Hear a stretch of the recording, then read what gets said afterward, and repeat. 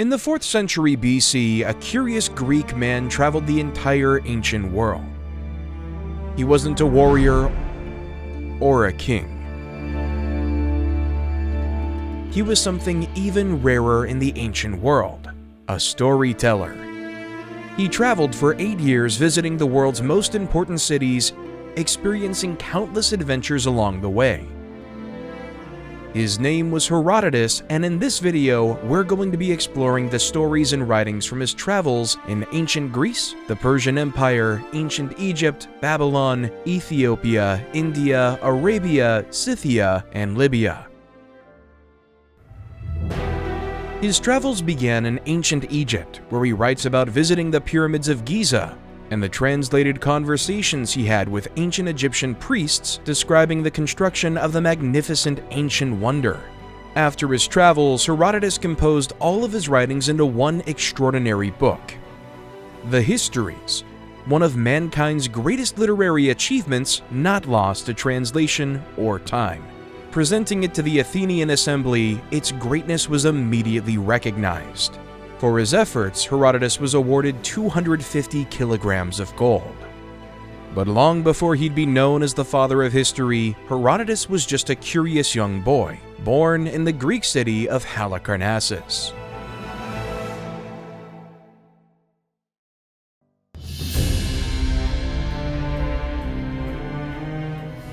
Herodotus was born in 484 BC to a wealthy, educated family at a time when Halicarnassus was under Persian rule and occupation.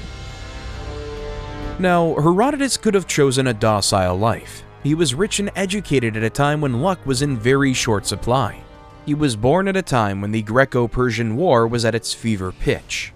When he was just 5 years old, his people defeated the Persians at the Battle of Plataea in a decisive victory. Herodotus wanted to know why. Why was there so much conflict between the Greeks and non-Greek? Could he, Herodotus, trace these wars to their very beginning? And could he do that from the comfort of his hometown, Halicarnassus? Of course not.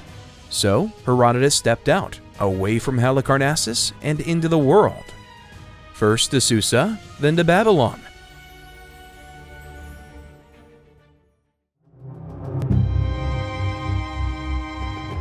Why is there so much conflict between the Greeks and non-Greeks? When Herodotus journeyed to Susa, the winter capital of the Achaemenid Empire, he met Persians there and asked them this question. In response, they traced the conflict back to the Phoenicians, to a time before the Trojan War. According to the Persians, the Phoenicians came to Argos, a precursor to ancient Greece, for trade. But in the process, they kidnapped Io, the king's daughter. They took Io and sailed to Egypt. This, according to them, was the original sin. So at a later time, the Greeks returned the favor by landing in Tyre on the Phoenician coast and kidnapping Europa, the daughter of the Phoenician king. This was an act of retaliation. Now you could say they were level. But the Greeks would commit another act of revenge when they manned a warship, sailed to Colchis, and kidnapped Medea, the daughter of the king of the land. Colchis was not Phoenician, but they were non-Greek, and that was all that mattered. So when the king of the land sent a messenger to Greece demanding both the return of his daughter and reparations for the wrong done to him and his people, the Greeks basically told him to leave while reminding him of the original crime the Phoenicians had committed. According to the Persians, the tally stood 2-1 in favor of the Greek. It was unfair, but it would take another generation for the non-Greeks to level the scoreline. Their revenge came from Paris, son of Priam, when he stole Helen from Greece. The Greeks were furious, and they asked for reparations and Helen back. But Paris reminded them of the incident with Medea and asked them if it would be fair to return Helen when they refused the offer from a generation before. After this, the Greek raised a mighty army that sparked the Trojan War, killed Priam, his son Paris, and destroyed the city. This, the Persians said, was the reason why they regarded the Greeks as enemies. This was the root cause of the war. Now, if this were any other historian, the story would end here. But Herodotus set himself apart from other historians of his time and before by always asking why. This is how Herodotus discovered that the Phoenicians did not agree with the Persians' version of events. In fact, the Phoenicians believed that the women they supposedly kidnapped came willingly. To them, the original sin with Io wasn't a sin because she had slept with their captain, gotten pregnant, and eloped with them so the whole affair wouldn't be discovered at home. But even this account wasn't enough for Herodotus. He wasn't convinced, so he proposed an alternate theory set in a time more recent to his. It was another explanation for the root cause of the hostilities. According to Herodotus, Croesus, king of Lydia, was the first non-Greek to encroach on Greek freedom.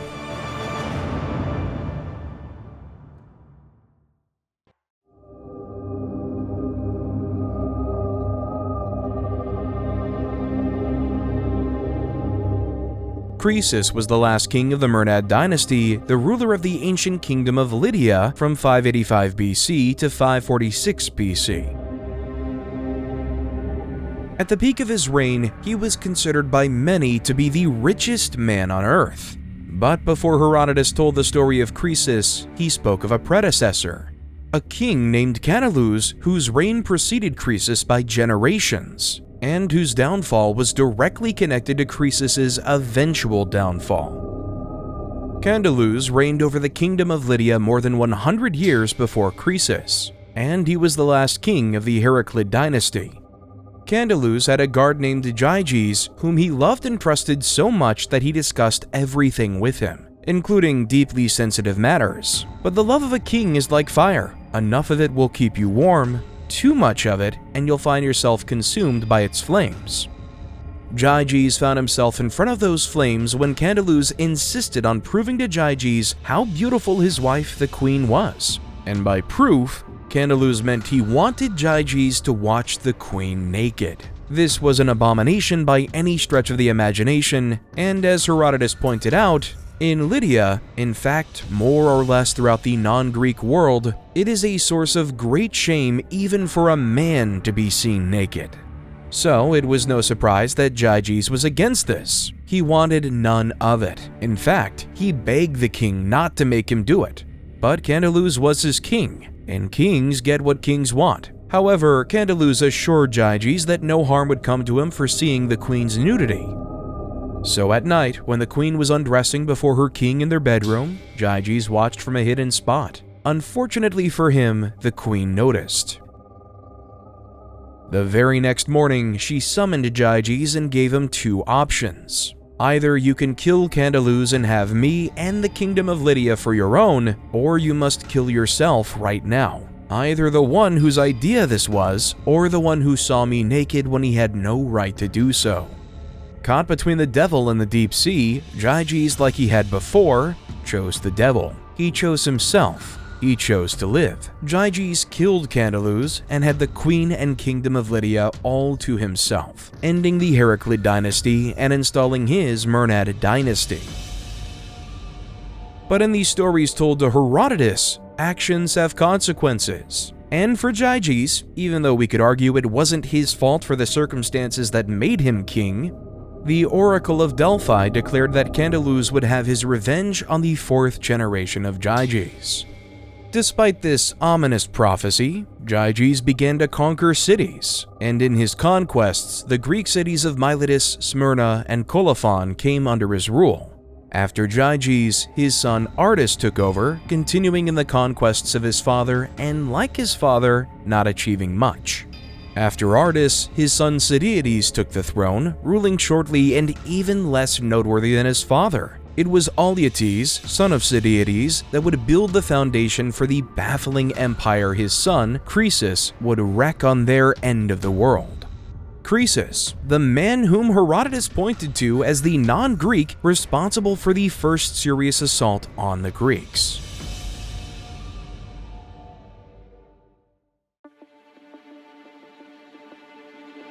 Immediately after he took the throne, Herodotus says Croesus attacked the Ephesians. They were the first Greek state to suffer his wrath. After the Ephesians, Croesus attacked and subdued all of the Ionian and Aeolian cities one by one, and he made them pay tribute to him. After this, he built ships with a plan to attack the Aegean islands. Fortunately for the Ionian Greeks living on those islands, Croesus abandoned this plan and focused instead on building alliances with them. The result of these conquests was a wealth beyond the imagination of any man living at that point in history. Sardis, the capital of the Lydian Empire, became the epicenter of that world, and it was visited by every learned Greek who was alive at the time. Everyone knew one thing for a fact: Croesus, king of the Lydian Empire, was the richest man in the known world. Of this, there was no question. But there was another question that plagued Croesus's mind at the time. It was not enough to be the richest, he wanted to be the happiest.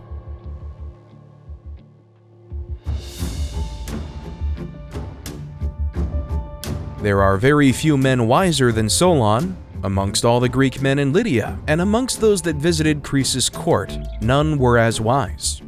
Solon was a native of Athens, who was skilled enough to draw up laws for the people of his city, and wise enough to include a 10-year clause that stopped the Athenians from revising the laws he made. The Athenians were notoriously dependent on his services, and the true reason for this clause was so he would not be disturbed by them for a decade while he traveled.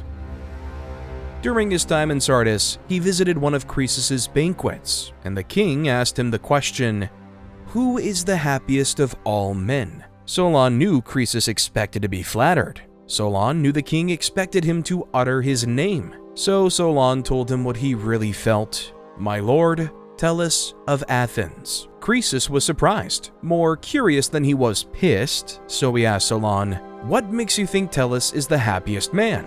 Solon responded by giving him 2 reasons why Tellus was happiest of all men. In the first place, while living in a prosperous state, Tellus had sons who were fine, upstanding men, and he lived to see them all have children, all of whom survived. In the second place, his death came at a time when he had a good income, by our standards, and it was a glorious death. You see, in a battle at Eleusis between Athens and her neighbors, he stepped into the breach and made the enemy turn tail and flee. He died, but his death was splendid, and the Athenians awarded him a public funeral on the spot where he fell, and greatly honored him. Croesus was impressed by this answer and accepted it, but he missed the message Solon was trying to pass across, because his next question to Solon was, "Who is the second happiest person of all men?" Again, knowing that Croesus was expecting to hear his name, Solon replied instead with 2 names. Twin brothers from Argos named Cleovis and Biton. These Argive twins were blessed with amazing physical strength and were rich. One day during a festival of Hera at Argos, their mother urgently needed to be taken to the sanctuary on her cart, but the oxen was missing. So the brothers strapped themselves to the yoke and pulled the cart with their mother riding on it. The distance to the temple was 4 miles. When they arrived, the people of Argos praised the twins, and they praised their mother even more for being lucky to birth such noble men. Overcome with joy, their mother prayed to her goddess. She prayed that in return for the great honor her children Cleovis and Biton had brought her, the goddess should give them whatever was best for a human being to have. That very night, her sons died, and the Argives built a statue to their name. Croesus was far from pleased with this answer. He was certain that Solon was messing with him, but Solon explained in plain terms that no man alive could be called the happiest man until he had died. Solon acknowledged that Croesus was wealthy and happy now, but he went on to explain that, unless good fortune attends him and sees to it that, when he dies well and with all his advantages intact, Croesus cannot be truly called the happiest man. Croesus wasn't convinced. He hated Solon, but Croesus didn't need to be convinced. He would learn Solon's lesson very quickly.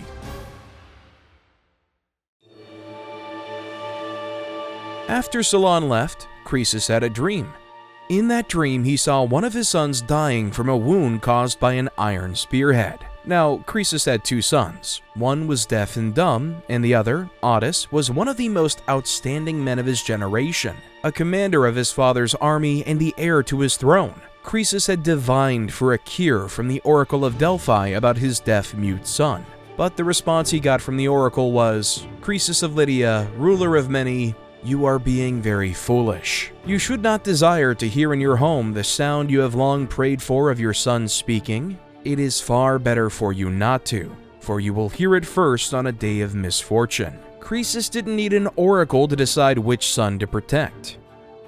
Croesus immediately found a wife for Ottis, withdrew him from the army, and removed all javelins, spears, and similar weapons of war away from his son. Ottis hated this, but Croesus couldn't care less. While Croesus was preparing for his son's marriage, a strange man named Adrastus arrived in Sardis. He wasn't Lydian, but Phrygian and from a royal family. However, he had blood on his hands, the blood of his brother whom he mistakenly killed in an accident. In accordance with local custom, he sought purification, and Croesus graciously purified him. Croesus also invited him to dwell in his court as a friend of the family, encouraging him to let go of his past and accept a new life as a Lydian. Adrastus accepted. Shortly after this, a boar began disturbing the locals, destroying their crops. So they ran to Croesus, begging him to send his son Ottis and his finest men to kill the boar. Croesus agreed to send his finest men, but Ottis was going nowhere. It was at this point that Ottis protested against his father, demanding to know why he was being treated like a child. Croesus responded by telling him about the dream, and after he was done, Ottis understood and responded, saying that there was no way a boar would kill him with an iron spearhead because, if the apparition had told you that a tusk or something like that was going to cause my death, then of course you should have taken these precautions. But in fact, it was a spear, so since it's not men we're going up against, please let me go. Ottis's argument was convincing enough to let Croesus go, but he urged Adrastus the Phrygian to follow him. Croesus instructed Adrastus to be his son's bodyguard and ensure no bandits ambushed him on the road. He was to keep Ottis safe at all costs. Adrastus was reluctant, but he ultimately agreed. Later on, when Ottis, Adrastus, and the elite young fighting men found the boar, they began throwing their spears at it. Then Adrastus threw his spear, missed it, and hit Croesus' son. Ottis died on the spot, fulfilling the prophecy of Croesus' dream. Croesus was devastated by the news, and more devastated that he had taken his son's killer into his home. Eventually, he forgave Adrastus because he recognized that the man was just a tool of the fates. Then, Croesus gave his son a quiet burial. Meanwhile, Adrastus was wrecked by grief and guilt. He couldn't bring himself to approach Croesus. So that night, after the burial of Ottis, he took his own life.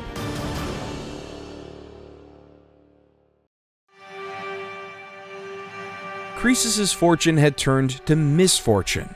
For the next 2 years, the Lydian king grieved the loss of his son.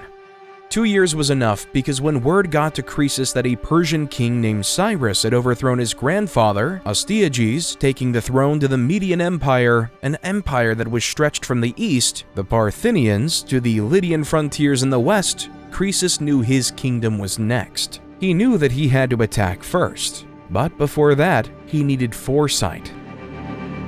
He consulted the Oracle of Delphi, asking if he would succeed in a war against the Persians. The oracle's response was ambiguous. If Croesus goes to war, he will destroy a great empire. Croesus concluded that the empire the oracle was referring to was Cyrus's Persian Empire, and he went ahead with the war. But the Persian king defeated him on the plain of Sardis, laid siege on the Lydian capital, and captured him because he wanted Croesus alive. This is what made the Lydian king's capture interesting, because the soldier that would capture him alive almost killed him first because he didn't recognize him. It was Croesus' deaf-mute son that cried out saying, "Don't kill Croesus." Those were his first words, fulfilling prophecy once more. Much later, the oracle would also reveal that the main reason his empire crumbled was because it was time. Candalu's revenge had happened during Croesus' lifetime, just as it was predicted.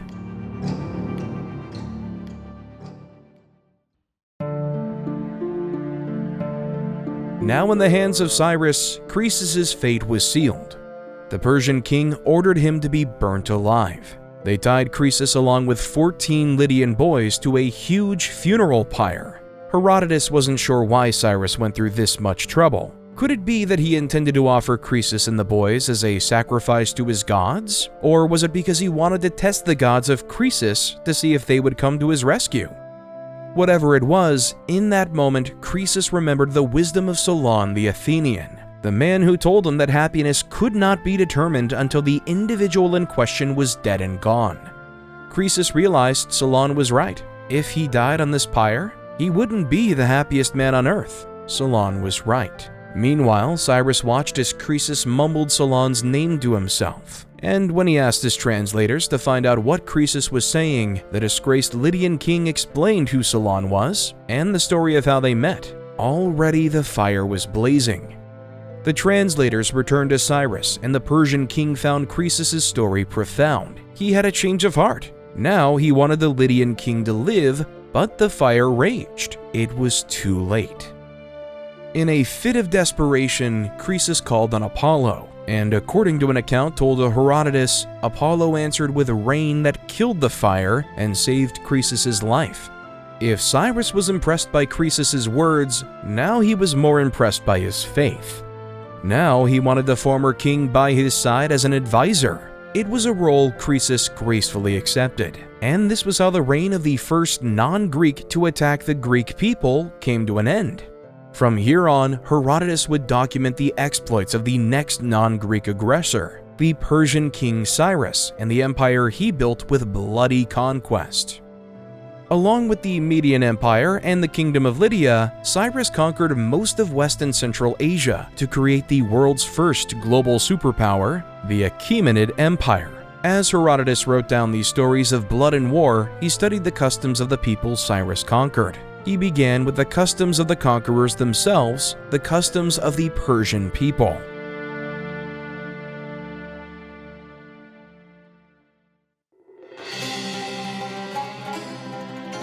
The ancient Persians did not build temples or statues to their gods like the Greeks did. They believed those who constructed statues, temples, and altars to their gods were fools. They worshipped their gods on the highest mountain peaks. There, they made sacrifices to Zeus, Aphrodite, the sun, the moon, the earth, fire, water, and the winds. However, the Persians celebrated birthdays like the Greeks did.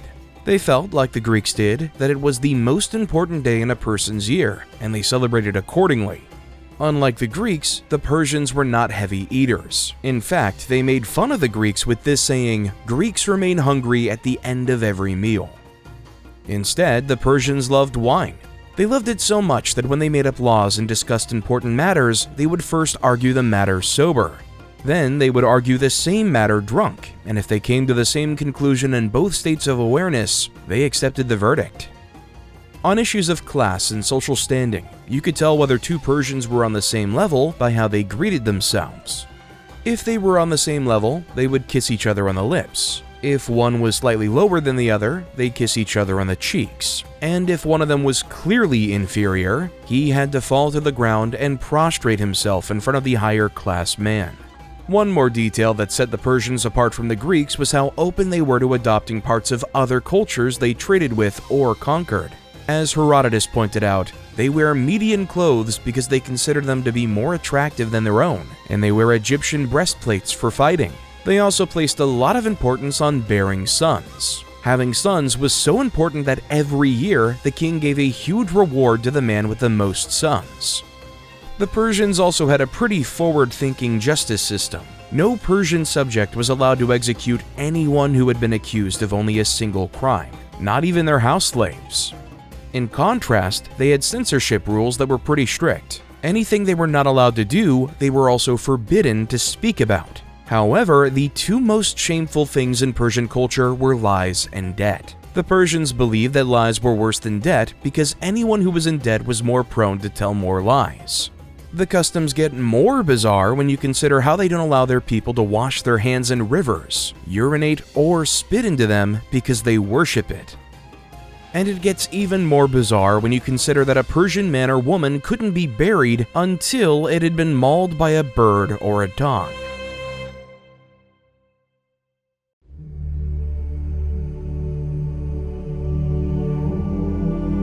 After Persia, Herodotus traveled to the magnificent city of Babylon. There, he wrote about the Babylonian people, whose customs were further from the Greek than the Persians were. Herodotus found that the Babylonians buried their dead in honey. The Babylonians had no physicians. Because of this, sick Babylonians would sit in the city center. and anyone who had recovered from their illness gave them advice. It was a mandatory Babylonian custom. Herodotus also found 3 tribes amongst the Babylonians that ate nothing but fish, and they were quite creative with it. After catching the fish and letting them dry in the sun, they would toss them into salty water, then mish them with tools and filter out the bits through cloth. After that, they either mixed them into a soft dough-like cake or baked it like bread. The Babylonians might have had unusual customs, but their city was as unusual as it was utterly magnificent. Herodotus described Babylon as a majestic city that sat on a vast square expanse with a circumference of 60 miles. It was surrounded by a deep moat and formidable walls. It was also divided by the Euphrates River and had a second inner wall where houses were 3 to 4 stories high. The city also had impenetrable brass gates. This was the city Herodotus says Cyrus wanted to conquer. And to raise the stakes, the Babylonians were expecting him. So they locked up their gates, stocked up food and supplies behind their walls, awaiting the Persian king's siege. Their plan was simple: to exhaust and outlast him. Meanwhile, Cyrus was still some distance away, on the other side of a river called Gindis that stood between him and Babylon. Cyrus was about to build boats to cross the river when one of his sacred white horses walked into its waters. The river current seized the horse, swept it away, and drowned it in its depths. Cyrus was furious. He responded by laying a curse on the river, saying, "In future, even women would cross it easily without wetting their knees." Then he postponed his advance on Babylon and divided his army into parts. He marked 180 trenches on each side of the river Gindis and ordered his men to dig, scattering the strength of Gindis into 360 channels. This was how he punished the river. This was how they crossed it.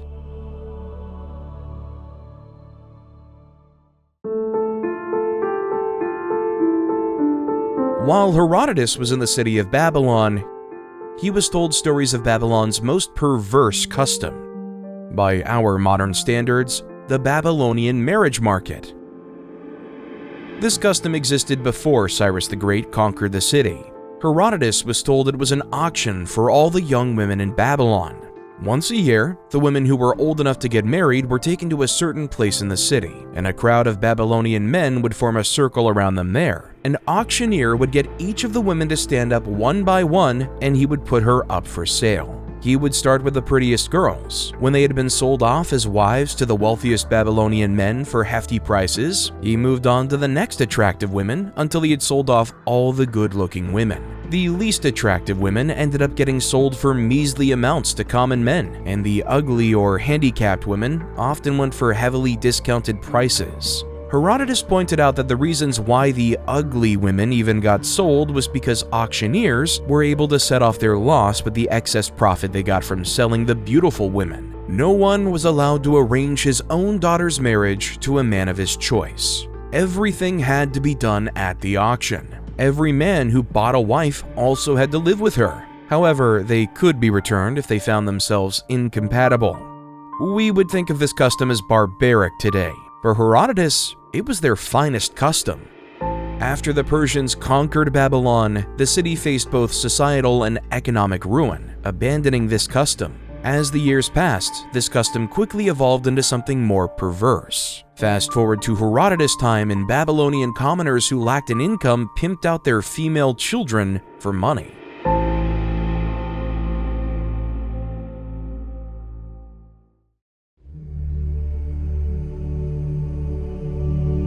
After Cyrus and his army punished the Gindis and crossed it, they advanced on the city of Babylon. At first, they met and defeated the Babylonian army in battle near Opis, located north of the capital city of Babylon in modern-day Iraq. Then, Cyrus and his army arrived and laid siege on Babylon. It didn't work, and the Babylonians were right. The city was impenetrable. So impenetrable that the Babylonians would routinely mock Cyrus and his army from the top of their mighty walls. This continued for almost a year until someone in the Persian ranks came to Cyrus with a simple yet brilliant solution. The Euphrates River ran through the city, under the walls through one end and out the other. Cyrus got his men to dig a channel that redirected the lake into a marshy lake, and as the water levels lowered, the Persians entered Babylon through the riverbed. The Babylonians had no idea what Cyrus was planning before it was too late. The vast size of their city contributed to Cyrus's element of surprise. That day, Babylon fell to the Persians. Now, Cyrus could call himself the King of Kings, King of the four corners of the world, King of the Achaemenid Empire.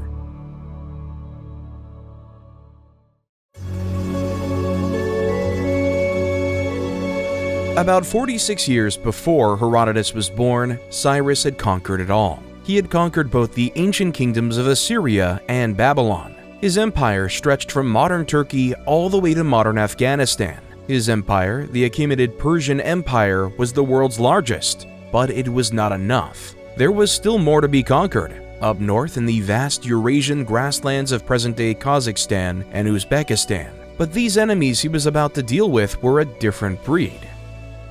The Massagetae were a large tribe, the wandering type, but they were terribly fierce on the battlefield. They drank milk from their female horses, and their men had sex with any women they wanted within their tribe. This was their way. When a tribe member grew too old to care for, his relatives got together and sacrificially killed him along with his livestock. Then they took the flesh, combined it, cooked it, and feasted. The Massagetans did not farm. They got their food from the abundant cattle and fish along and in the Araxes River. The only god they worshipped was the sun, and they offered him horses as sacrifice. They did this because they believed the only fitting sacrifice for their god was the fastest creature on earth. Herodotus noted that they resembled the Scythians in both their clothing and lifestyle. Scythians was a broad term used for Indo-Eurasians that lived within that region. There was no doubt that the Massagetans were a tribe different from any of the tribes the King of Kings had brought under his rule. They were a different breed, and yet these were the people that Cyrus was eager to bring under his rule.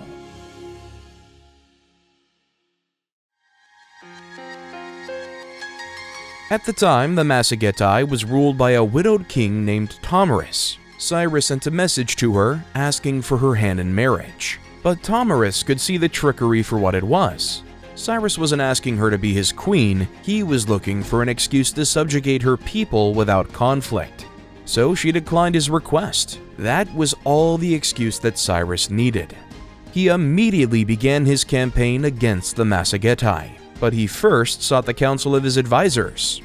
Croesus was still alive, and he was still Cyrus's most trusted advisor. The former Lydian king advised Cyrus to set a trap for the Massagetae army.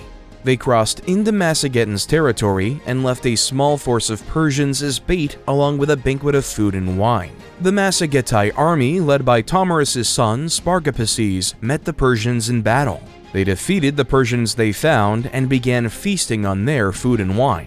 Before the Persians, the Massagetans had never taken wine. They were not used to the effects of alcohol. So Spargapaces and the Massagetan army quickly became drunk. Croesus' plan worked. Cyrus and his main army made quick work of the drunk Massagetae and captured Spargapaces, Tomarus' son. Cyrus planned to use him as a bargaining chip to get Tomarus to surrender. But when Tomarus heard what had happened, she was enraged. In a fit of maddening rage, she sent a strongly worded letter to the King of Kings warning him, "You bloodthirsty man, Cyrus, you used the fruit of the vine to overcome my son rather than conquering him by force in battle. Now I am giving good advice, so listen carefully. Give me back my son, and then you can leave this country without paying for the brutality with which you treated a third of the Massagetan army. But if you do not, I swear by the sun who is the lord of the Massagetae that for all your insatiability, I will quench your thirst for blood." Cyrus ignored this threat when he received it. To make matters worse, Spargapaces took his own life after tricking Cyrus into freeing him.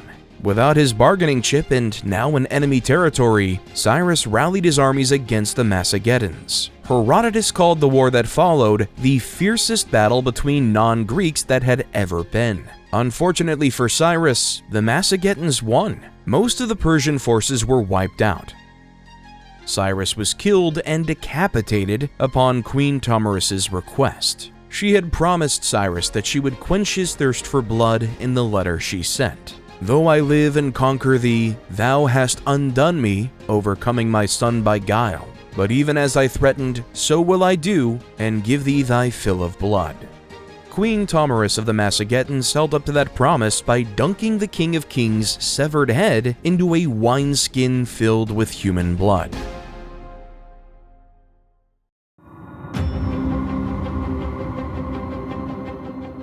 After the death of Cyrus, his son Cambyses II took the throne and became the new King of Kings. His first order of business was to subjugate ancient Egypt. Herodotus would have been somewhere between 26 to 30 when he traveled to Egypt to hear the accounts firsthand from the priests of Memphis, the ancient city's capital. And as the priests relayed the stories to him, Herodotus immersed himself and took note of their culture, which happened to share a lot of similarities and yet was still very different from the culture of the Greek. The priests said that the Egyptians originally believed they were the oldest race on Earth. But after Psammetichus, the first pharaoh of the 26th dynasty, investigated the claim, they accepted second place after the Phrygians. According to the Egyptian priests Herodotus spoke to, Psammetichus conducted an experiment where he ordered 2 infants to be brought up in a remote place by a shepherd, who was forbidden to speak in their presence. His logic was that whatever word they spoke first would determine which race was oldest, since there was no one around them to imitate. After 2 years, the children began to speak, and the word they repeated most often was bekos, which turned out to be the Phrygian word for bread. Since they had grown up in isolation and no one had spoken to them, Psammetichus concluded that the Phrygians were the oldest race, and all of Egypt agreed.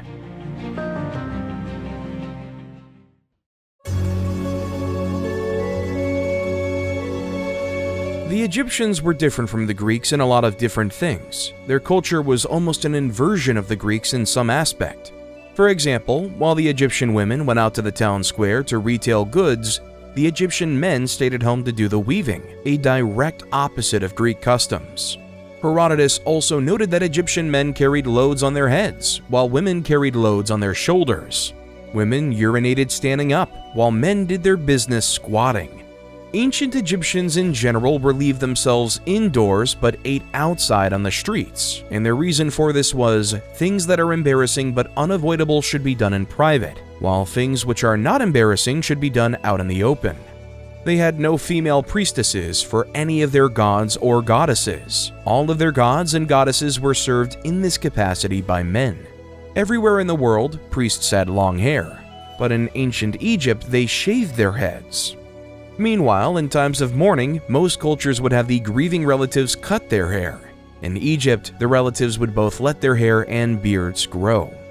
The Egyptians kneaded dough with their feet and clay with their hands, and picked up feces with their hands too. The Egyptians also practiced circumcision.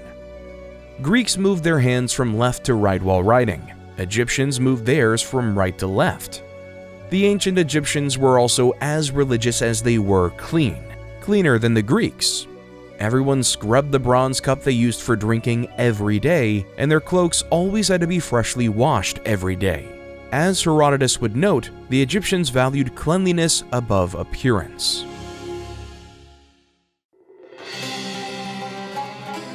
Herodotus found a lot of similarities between the gods of Egypt and his Greek gods. While he noted that Egyptians didn't all worship the same gods, both Isis and Osiris were considered holy all over Egypt. He drew parallels between the Egyptian Osiris and the Greek Dionysus.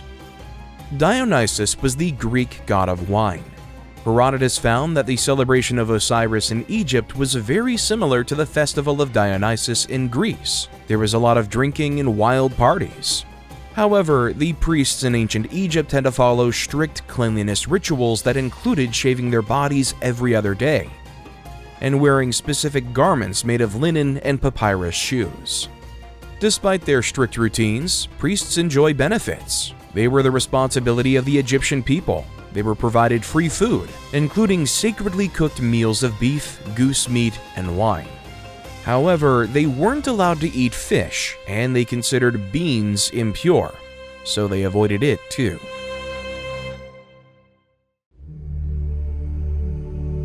Now, like many other civilizations at the time, the Egyptians considered pigs to be unclean. They avoided pigs so much that anyone who brushed themselves against a pig had to dip themselves in a river to clean themselves with their clothes on. It was so bad that if you were unfortunate enough to be the daughter or son of a swineherd, no one that wasn't a swineherd would marry you. The only time pigs were allowed was during the worship of Osiris during the full moon. This was the only time Egyptians were allowed to touch, cut, and eat pigs, only on that day and no day before or after. Goats and cats, on the other hand, were practically worshipped by the Egyptians. Egyptians did not sacrifice goats of either gender because they counted Pan as one of the 8 primordial gods of the Egyptian people, and Pan was portrayed with a goat's head and a he-goat's legs. The goat worship was so devout and so intense that Herodotus mentioned seeing a woman mate with a goat in public during his time there. Cats and dogs were also highly revered. If a cat died a natural death in a family's house, every member of that family would shave their eyebrows. And if a dog died, they would shave their whole bodies, head and all. If a house was burning, the owner would save their cat first before they bothered about their house. Cats were also mummified and buried after death in a sacred chamber. Dogs were also mummified, but they were buried beside their owner.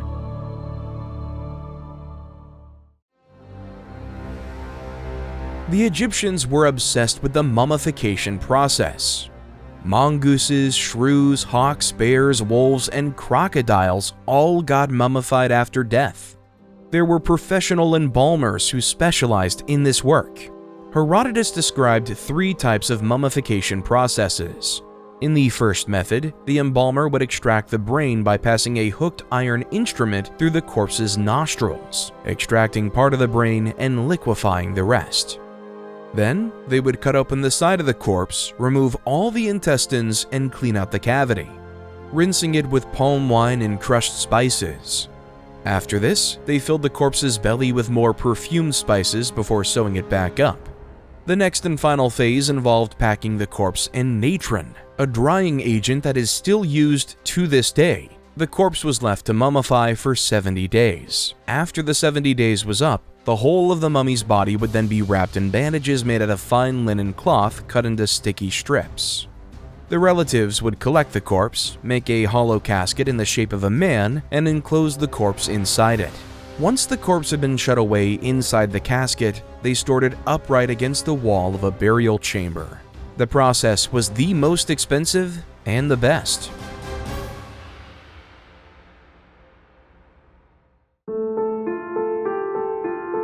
Herodotus was deeply fascinated by the Nile River. He noticed that the Egyptians depended on the river to water their crops, while the Greeks depended on it for rain from the gods.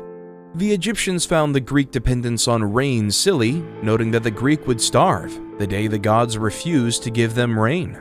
Herodotus agreed, but he also pointed out that the Egyptians would starve if the Nile dried up or didn't flood its banks. It was from this argument that Herodotus began to ask questions. Why did the Nile flood? And more importantly, where did the Nile come from? What was its source? The first question, why the Nile flooded, had already been answered by some Greeks before him, but Herodotus found the answers to be nonsensical.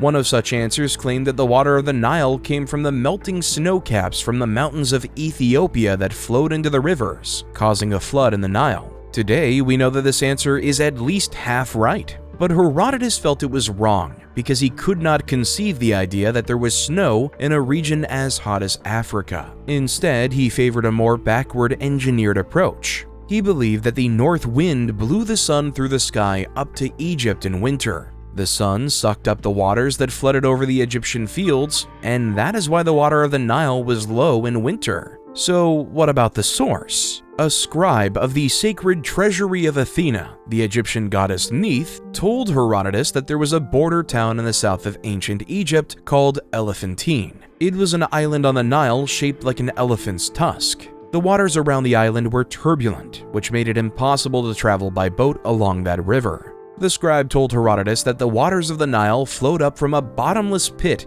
hidden below the swirling whirlpools at Elephantine. Allegedly, the Egyptian king Psammetichus proved that the pit was bottomless when he ordered his servants to make a long rope and lower it down into the pit. They exhausted the rope and could not find the bottom. Of course, the scribe was wrong about this, but it was true that Elephantine was the place where the Nile entered Egypt. Today, the Elephantine Island can be found in the middle of the Nile River in the city of Aswan. Ultimately, Herodotus would call Egypt a gift of the Nile River. In this, he was correct. Without the Nile, there wouldn't have been an Egyptian civilization. It would never have existed, because even to this day, about 95% of Egypt's population live within 12 miles of the Nile.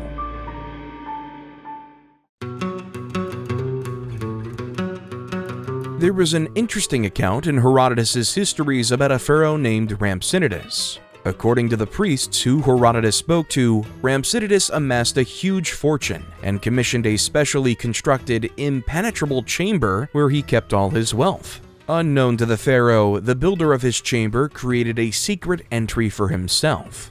After some time, the builder fell ill, and on his deathbed he called his 2 sons and informed them of the secret entry into the king's chamber. He encouraged them to rob the king, telling them this way they would be rich after he had passed. After their father died, the brothers made their way to the chamber, found the secret entrance, and stole as much as they could from the king's fortune. They stole enough that the king noticed and wondered how it happened, especially because there was no sign of forced entry and the seals on the doors were intact. The 2 brothers robbed again and again till the king suspected that the thefts were either an inside job or the result of someone using a secret entrance. So Rhampsinitus ordered his men to set booby traps within the chambers. It worked. The next time the brothers came visiting, one of them got caught in the king's trap and could not free himself. As dawn crept closer, the brothers knew they had to act quickly to avoid capture. The trapped brother, realizing the danger of being identified, asked his free brother to cut off his head. It wasn't an easy request, but the reasoning was clear. Without his head, he couldn't be recognized. So he decapitated his brother, leaving his brother's headless corpse in the chamber. It worked. The king found the headless culprit, but couldn't identify who he was. So he ordered his guards to hang the body on the city walls for all to see. Anyone caught mourning the sight would be seen as connected to the thief and brought before the king for questioning. The thief's mother recognized her son's headless body and pleaded with her surviving son to retrieve it for a proper burial. She threatened to expose his theft to the king if he refused. The surviving son came up with a plan to retrieve his brother's body. He approached the corpse's guard on a donkey, carrying several large skins of wine. When he knew the guards could see him, he deliberately spilled the wine to distract the guards, who rushed to stop the wine from wasting and began drinking it themselves. Soon enough, they were so drunk that they slept off. Once the guards were completely drunk, the surviving son cut down the body of his headless sibling, loaded it onto the donkey, and left. King Rhampsinitus was outraged when he heard what happened, so he came up with another plan to catch this evasive thief. The king ordered his daughter to work as a prostitute in a well-known brothel and tasked her with questioning every client about the theft of the headless corpse. She was instructed not to engage in intimate acts until the client had answered 2 specific questions. What is the cleverest and the most wicked thing you have done in your life? If anyone revealed information about the theft of the king's treasury or the theft of the headless corpse, she should immediately identify him and grab his arm. When the actual thief found out about this plan, he decided to prove he was more cunning than the king one last time. So he got a human arm from an embalmer and brought it into the brothel with him. When the king's daughter asked him what the cleverest and most wicked things he had done, the thief told her that the worst thing he had done was decapitate his own brother when he was caught in a trap in the king's treasure chamber, and that the cleverest thing he had done was get the guards drunk and cut his brother's corpse down from the city wall. The king's daughter heard him and tried to grab his hand, but she grabbed the fake hand and the thief escaped. When the king heard, he was more impressed than he was pissed. He sent men all around the city to announce that the thief would be fully pardoned if he would make himself known. The thief chose to trust Rhampsinitus and visited the palace where the king offered his daughter's hand in marriage to him. Impressed by the thief's intelligence, the king remarked, "No one can surpass this man's cleverness. We Egyptians are known for our wit, but he outshines us all."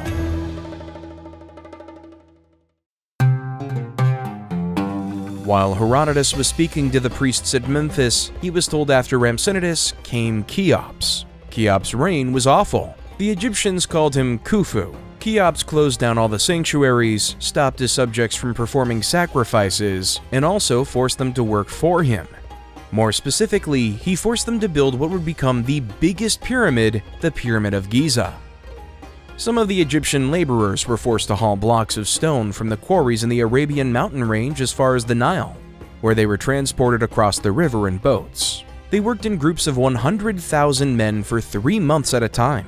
Herodotus says the priests told him it took 10 years of hard labor for the people to construct the causeway along which they hauled the blocks of stone. The actual pyramid itself took 20 years to build. Each of its sides were square, 800 feet long, while the pyramid itself was 800 feet high as well. It was made of polished blocks of stone, fitted together perfectly with none of the blocks being less than 30 feet long. The pyramid was built like a flight of stairs. When that first stage of the construction process was over, they used tools made of short pieces of wood to lift the remaining blocks of stone up the sides. When the stone had been raised up to that point, it was put onto a different device which was positioned on the first level, and from there, it was hauled up to the second level on another device. The topmost parts of the pyramid were finished first, then the ones just under it down to the ground levels.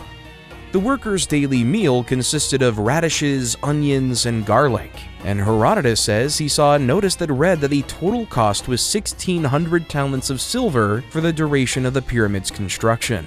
The Pyramid of Giza was and still is a sight to behold, but it didn't improve the reputation of King Cheops. The Egyptians hated him so much that years after he died, they refused to say his name, even to Herodotus.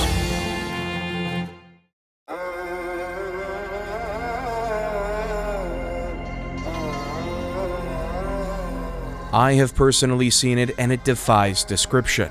If someone put together all the strongholds and public monuments of the Greeks, it would be obvious that less labor and money had been expended on them than on this labyrinth. And I say this despite the fact that the temples in Ephesus and Samos are remarkable structures. This was how Herodotus described the magnificent labyrinth of Egypt built in Crocodilopolis. The labyrinth had rooms on 2 levels, an underground level and a level that was above ground level sitting on top of it. And in total, there were 3,000 rooms in all, with each level containing 1,500. Herodotus says that he went through the ground level rooms himself and saw them. However, the underground level was only described to him.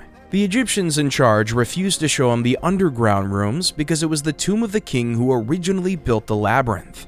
Herodotus described endless chambers, winding passages through courtyards so complicated that one turn would lead him to another chamber and into yet another courtyard different from the ones before. It was complex, massive, and breathtaking. But there was more. Herodotus says that the roof and walls of the entire structure were made of stone.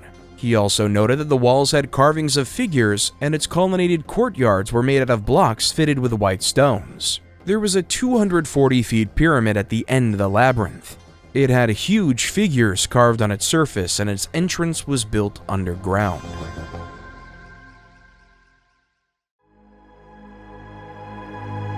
The Lake of Moeris was another marvelous sight to behold. Herodotus noted that it was more marvelous than the labyrinth. He described it as an artificial lake that was 91 meters deep and 413 miles wide, making it as long as Egypt's coastline itself. The ancient pharaohs had gone to great lengths to turn it into a reservoir. However, what was even more fascinating were the 2 pyramids Herodotus claimed were built in the middle of the lake. They were huge structures that were 182 meters tall, rising 91 meters above the water. On top of each of these pyramids, there was a stone figure seated on a throne. While Herodotus was in Egypt, he was able to get an account of how the Persians had conquered the entire country, how Cambyses II conquered Egypt. Because after the wonders came the war, and Cambyses, son of Cyrus the Great, was now the king of kings. The pharaoh at the time was Amasis II, and in the several months that followed, he made 2 grave errors that led to the capture of Egypt. Amasis made his first mistake when he sent one of his eye doctors to serve Cambyses on the Persian king's request. The doctor felt betrayed by his king and decided to take revenge. Amasis' second error was tricking the Persian king. The Egyptian doctor had urged Cambyses to ask Amasis for his daughter's hand in marriage. He knew that Amasis would die before he gave his daughter to a Persian. He also knew if Amasis refused the Persian king, they would become enemies. So instead of sending his daughter, Amasis sent the daughter of the previous king. Immediately she arrived at the court of Cambyses, she revealed the trickery to him. Cambyses was furious and decided to conquer Egypt. Or at least that is what Herodotus was told. One final piece that led to the conquest of Egypt by Cambyses II had to do with a man named Phanes, a native of Halicarnassus. He was a councilman and the most experienced tactical advisor in the court of Amasis. But over time they grew to hate each other, so Phanes defected. At the time, Cambyses was already preparing for the Egyptian campaign, but he didn't know what route to take. It was Phanes who helped Cambyses and showed him the way and gave him the advice that led to the conquest of Egypt.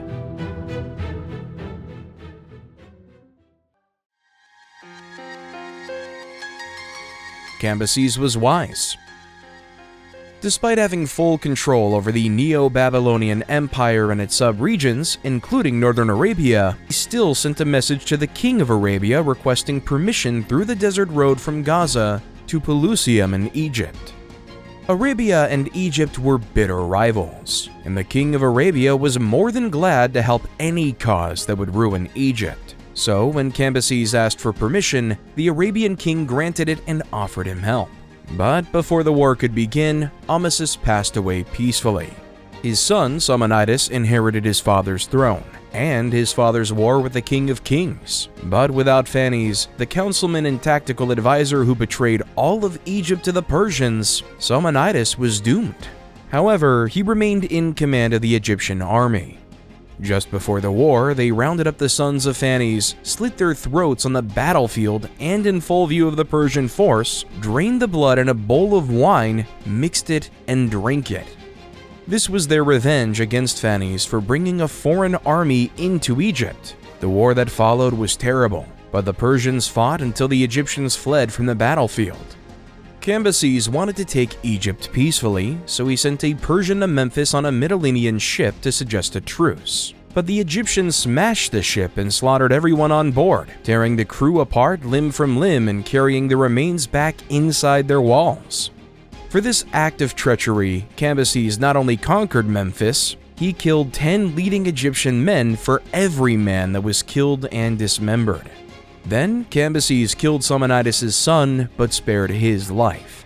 Much later, Samanitis would take his own life after trying and failing to start a rebellion against the Persian king. But there was still unfinished business. Despite the fact that he had conquered all of Egypt, Cambyses was incensed that he could not have his revenge on the dead king who had insulted him with his trickery.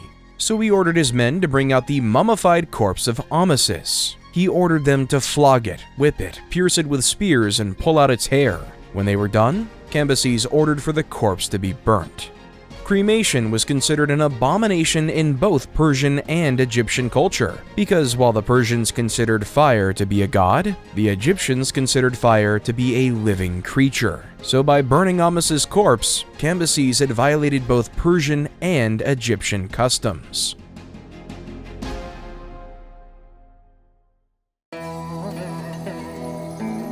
After Egypt, Cambyses set his sights on Ethiopia. He sent spies disguised as emissaries bearing gifts of a purple cloak, gold, perfumes, and wine to the king of Ethiopia. But the king of Ethiopia saw right through them and called them out as spies. But he didn't punish them. Instead, he showed his kingdom to them. They found that the average Ethiopian lived longer than the average Persian by 40 years. They were also better looking. The spies were shown a lake where Ethiopians bathed. It looked like olive oil and gave off the scent of violets. They also saw Egyptian slaves wearing huge shackles made out of gold, bigger than the gold they had offered the king. The only thing the Ethiopian king admitted the Persians did better than them was wine. When he was done showing the treacherous tourists his kingdom, he unstrung a bow. Then he gave them the bow as a gift to Cambyses, along with a warning. Here is a word of advice from the king of the Ethiopians. When the Persians can draw bows of this size as easily as I do now, then he can march against the long-lived Ethiopians, with an army that considerably outnumbers yours. In the meantime, he should be grateful to the gods for not making the sons of Ethiopia think of acquiring additional lands besides their own. When Cambyses received the gift and the warning, he was incensed. Immediately, he set out on an expedition to conquer Ethiopia. But it was doomed from the start, because as Herodotus pointed out, Ethiopia was on the ends of the earth. It was far enough that by the time they reached a fifth of the journey, his army ran out of food. Then they ran out of yoke animals because the men had eaten it all. Cambyses insisted on continuing because, according to him, there was still grass and plants to survive on. By the time they got to the desert, his men had resorted to cannibalism, and soon they began casting lots to choose 10 men among them for food. This was what made Cambyses give up on his Ethiopian campaign and return to Egypt.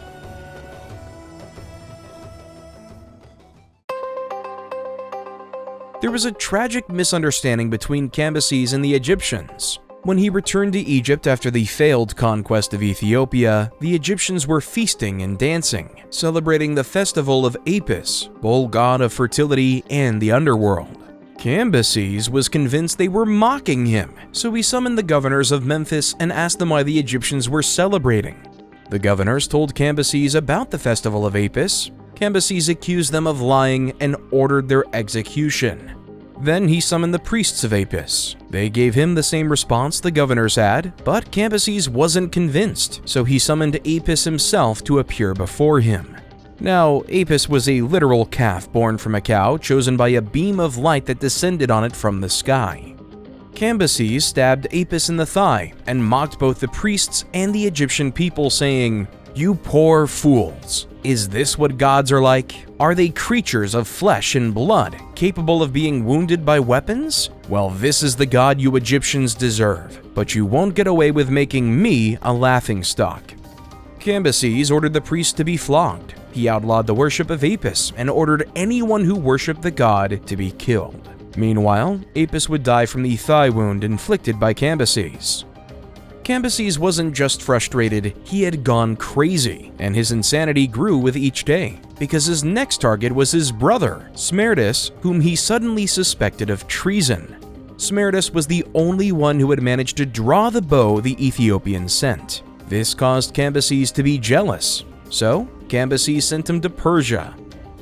Then, after he had a dream where Smerdis was sitting on his throne with his head in the clouds, Cambyses sent Prexipes, the Persian he trusted the most, to kill him. After killing his brother, Cambyses forcefully married his younger sister. Then he fell in love with another of his sisters, killed the one he married, and took this other sister as a new wife. But the insanity had just begun.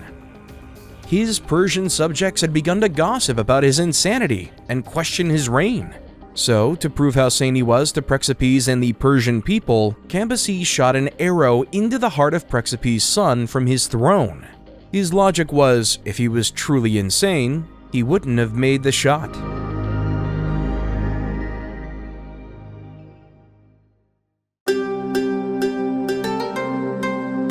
As Cambyses turned into a mad king in Egypt, two Magi brothers, Patizathes and Smerdis, rebelled against him in Persia. No one knew Cambyses had killed his brother. The Persian people didn't even know the Persian prince, Smerdis, was dead. Only Cambyses and Prexipes were aware. Somehow, the Magi brothers had found out when they noticed his absence, so they hatched a plan. One of the Magi brothers, Smerdis, resembled and shared his name with the deceased prince. Patizathes plotted to usurp the kingdom by tricking the Persian people into thinking his brother Smerdis was Cambyses' younger brother. So messengers were sent to spread the message that the new ruler of Persia was Smerdis, not Cambyses. When Cambyses heard this message, he thought Prexipes had betrayed him by sparing Smerdis. But Prexipes defended himself and insisted that he carried out the mission as ordered. Prexipes went to Persia to investigate the matter himself. There, he discovered the treachery of the Magi brothers and sent word back to Cambyses. It was at that moment that Cambyses remembered the dream he had. Smerdis sitting on his throne with his head in the clouds. It wasn't his brother the dream was warning him about, it was the Magi. Cambyses realized he shouldn't have killed his brother, and this affected him deeply, so he decided to confront the Magi himself. In a tragic turn of events, while attempting to ride to Susa to face the Magi brothers, Cambyses hurt himself in the thigh with his sword, in the same spot he had previously wounded the Egyptian god Apis. It was a fatal wound, and he was sure he would die. So before his death, Cambyses confessed to the important Persians present, expressing regret for killing his own brother and warning them of the Magian threat.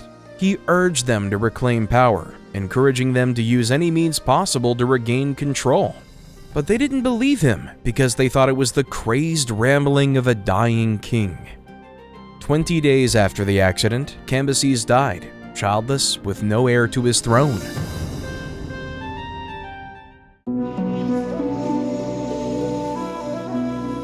After the death of Cambyses, the Persians mourned their king's passing, but the Magus brothers had successfully tricked them into thinking the fake Smerdis was the real brother of Cambyses, son of Cyrus. This fake Smerdis continued to rule for 7 months and was very generous towards the Persian people, so they loved him. But the elites and ruling class of Persia were suspicious. Specifically a nobleman named Otanes, whose daughter named Phaedamia had married Cambyses and was now married to the fake Smerdis, the Magi, as a result of his ascent to the throne. So he sent a message to his daughter instructing her to feel for Smerdis' ears while he was asleep to determine if he was the true son of Cyrus or an impostor. When Cyrus was alive, he chopped off the ear of the fake Smerdis for a crime he committed. Later that night, Phaedamia confirmed Otanes' fears. The Smerdis on the throne was, in fact, the Magi brother. Otanes revealed this discovery to other noble Persians, including Darius, the son of Hystopes, who was the second cousin of Cyrus the Great. Together, these nobles decided to overthrow the Magus. Darius was eager to act quickly, so he convinced the others to strike immediately because he was certain they would be betrayed if they waited.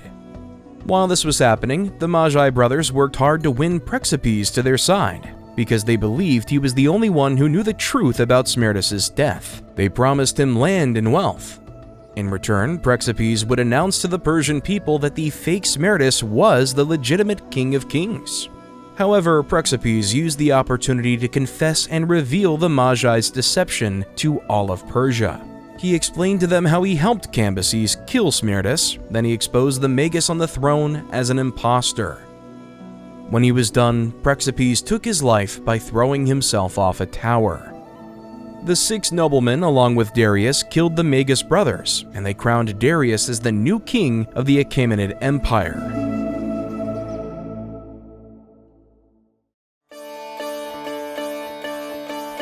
When Darius became king, he divided the kingdom into 20 districts.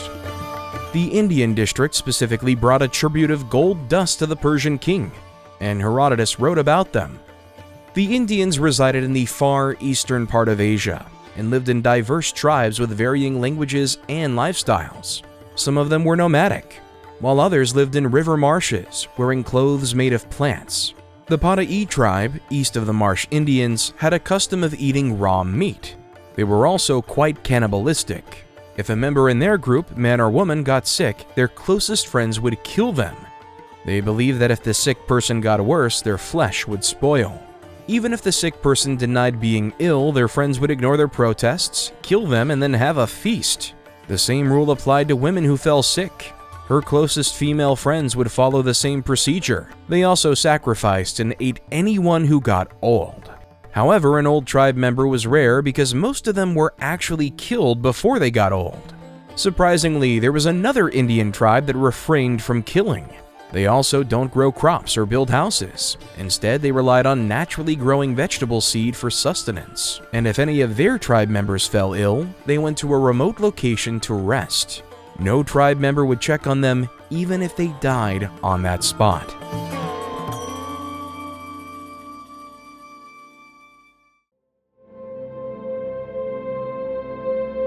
Now, concerning the gold that the Indians had, it belonged to the Indians near the Kospatiris and Paktikan territory. North of the rest of the Indians, they had a reputation for their warlike nature and for their expeditions in search of gold in a sandy desert. In this same desert, Herodotus described massive ants, the size of foxes, that dug up sand filled with gold. There is no evidence that ants of this size existed even before Herodotus' time. Today, many experts believe he might have been referring to Himalayan marmots. Whatever it was, this is where the Indians got their gold from. They used teams of 3 camels, timing their expeditions to coincide with the hottest part of the day when the fox-sized ants retreat underground. When the Indians reached their destination, they filled their bags with sand and promptly headed back home. According to the Persian belief, the ants have an acute sense of smell, and they also happen to be the fastest creatures on Earth. Once they detect the Indians, they pursue them. During this chase, the Indians will sometimes leave the slower male camels to distract the pursuing ants.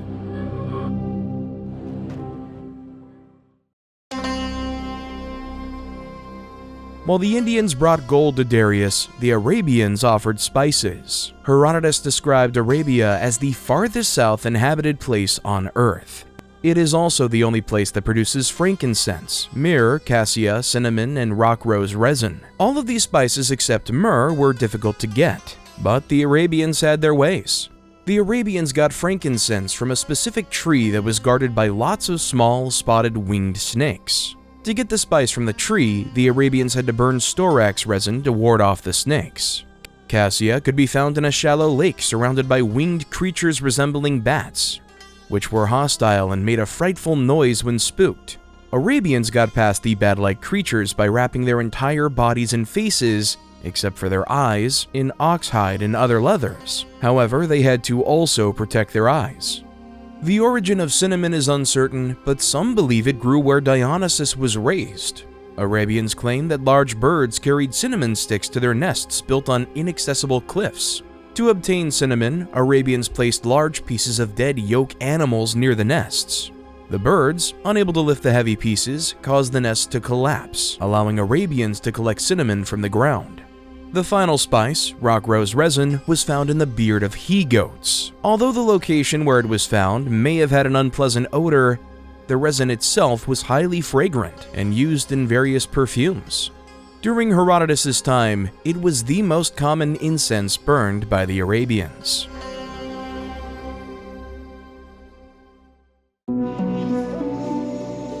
A little after Darius became king of Persia, and a little less after he divided his vast kingdom into districts, he faced his first real test. It involved a nobleman who was one of the 6 rebels that killed the Magus brothers and made him king. His name was Intiphanes. One of the privileges the 6 enjoyed was the ability to see the king without permission, except when he was having sex. One day, when Intiphanes came visiting, he had a bloody altercation and mutilated the king's guard because they stopped him from seeing Darius.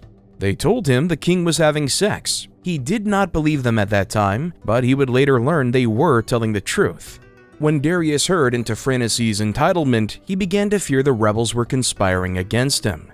So he meticulously interrogated each of the 6 rebels until he was sure of the innocence of the remaining 5.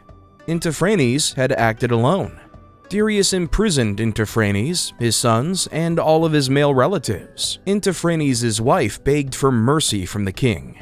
Darius heard her and gave her a choice to save one family member. Intiphanes' wife thought about it and chose her brother. Darius was confused. Why didn't you choose your husband or one of your sons? The woman responded that she could always remarry and she could always have another son, but her parents were dead, so she had no way of getting another brother. Impressed by this, Darius spared her brother and oldest son. However, the others, including her husband Intiphanes, were executed.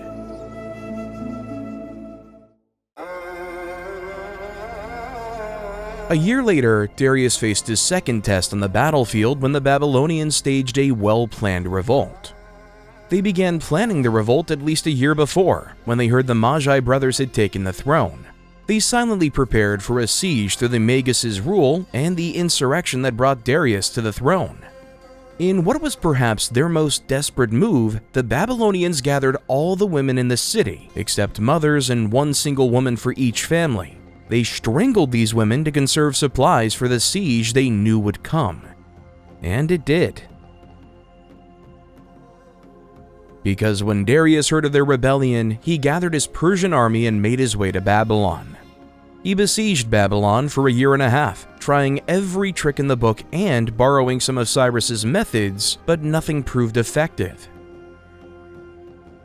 Meanwhile, the inhabitants of the city mocked him and taunted him from the city walls. In fact, one Babylonian stood on the city walls and mocked the Persians, saying, "What are you doing sitting there, men of Persia?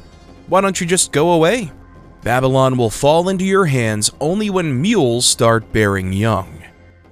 The Babylonian assumed this would never happen because mules were known to be infertile.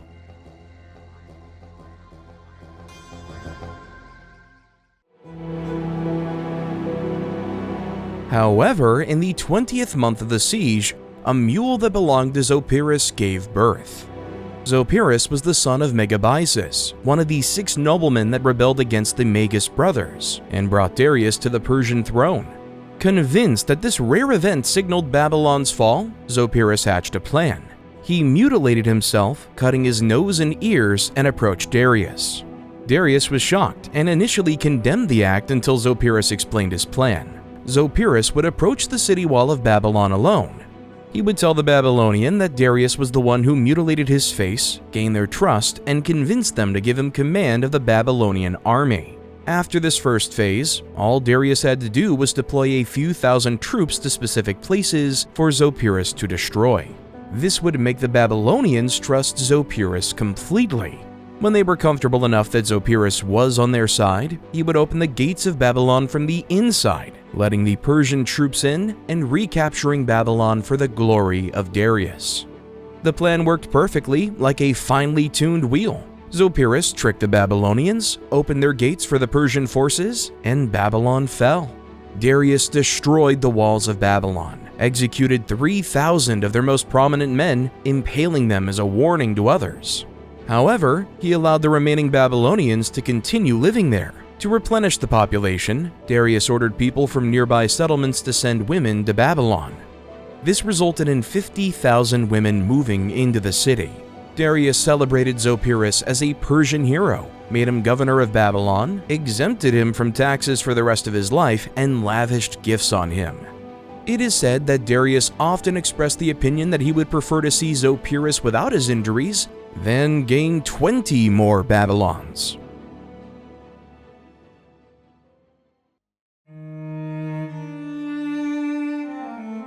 After conquering Babylon, Darius set his sights on Scythia, a nomad wandering tribe that believed they were the youngest people in the world because they descended from the offsprings of Heracles. Darius hated the Scythians because they invaded the Medians, his ancestors, and conquered those who opposed them in battle. They had also enslaved its people twice, and they had a habit of blinding all of their slaves. The first time they enslaved the Mede, they chased down the Cimmerians and were away from their homeland for 28 years. While they were away, the wives of the Scythians laid with their slaves and had children. The second time the Scythians enslaved the Medians was upon their return after 28 years of absence. They met resistance from the slaves and their children. When the returning Scythians tried and failed to reclaim their home, they came up with an alternative. A Scythian proposed using horsewhips instead of weapons against the slaves. He felt the slaves were only bold because the Scythians were treating them as equals by fighting them with weapons. For some reason, this strategy worked. The slaves and their sons were confused and terrified by the horsewhips, so they scattered, and the Scythians regained control over Asia. Sometime around 441 BC, Herodotus traveled to Scythia himself and wrote extensively about them, about their geography, their customs, and practices.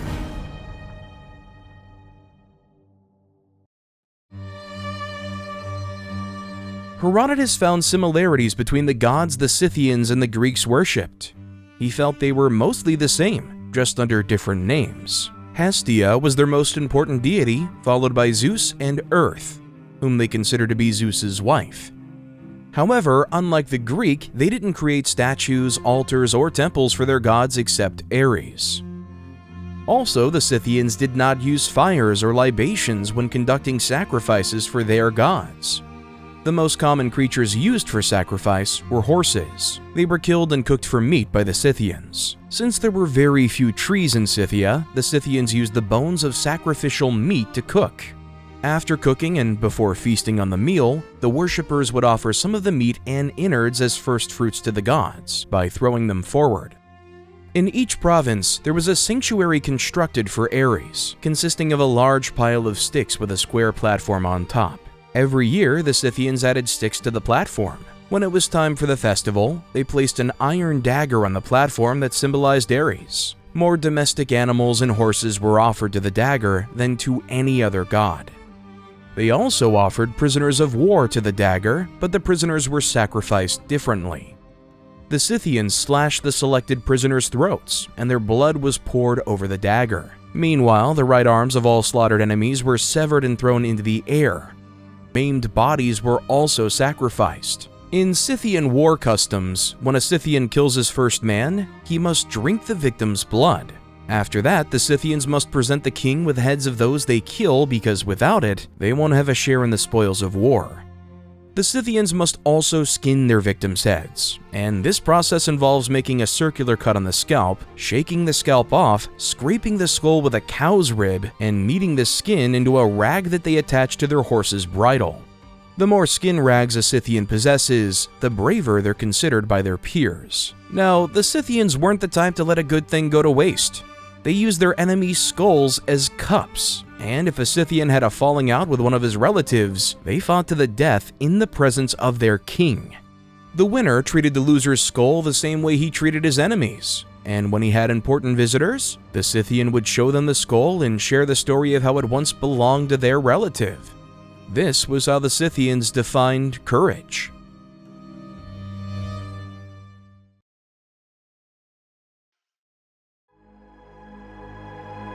The burial of the Scythian king was a bloody affair. First, a huge square pit was dug. Then the king's body was covered in wax and filled with spices, herbs, and sewn back up.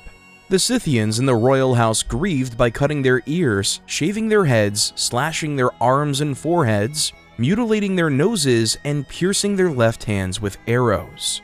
As they moved the king's body on a wagon across different tribes, every member of each tribe was expected to show their grief in the same manner as the royal Scythians. Eventually, the king's corpse was laid in a grave on a pallet, spears were placed on both sides, and a roof was constructed using wooden planks and rush matting. The remaining space within the grave was often filled with members of the king's court that had all been throttled to death. A concubine, wine server, cook, groom, steward, messenger, horses, and various possessions.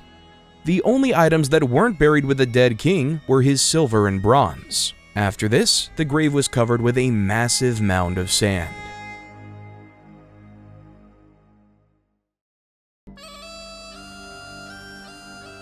While Herodotus was in Scythia, the Scythians gave him an account of how they had defeated the Persians without waging war against them.